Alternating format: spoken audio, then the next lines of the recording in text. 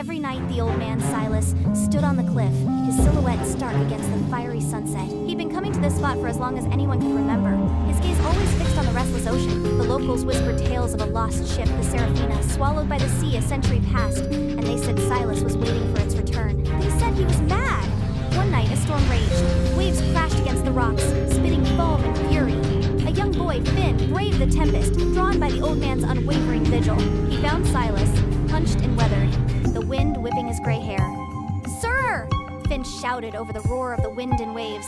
"What are you looking for?" Silas turned, his eyes like chips of flint, ancient and hollow. A flash of lightning illuminated his face, etching the lines of time and sorrow deep into his skin. "They're coming!" he rasped, his voice barely audible above the storm's symphony. Then, through the swirling mist and driving rain, it appeared.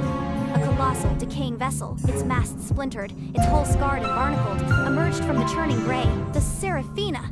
Finn stared, his breath caught in his throat.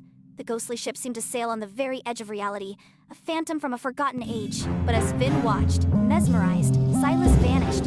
One moment he was there, the next, gone without a trace. His footprints, moments before clear in the wet sand, were erased as if by an unseen hand, swallowed by the incoming tide. The storm raged on, but the unearthly ship faded slowly back into the fog, leaving only the relentless waves and the echoing howl of the wind. The next night, under a sky washed clean by the storm, a solitary figure stood where Silas had stood for so many years. It wasn't an old man, bent and broken by time.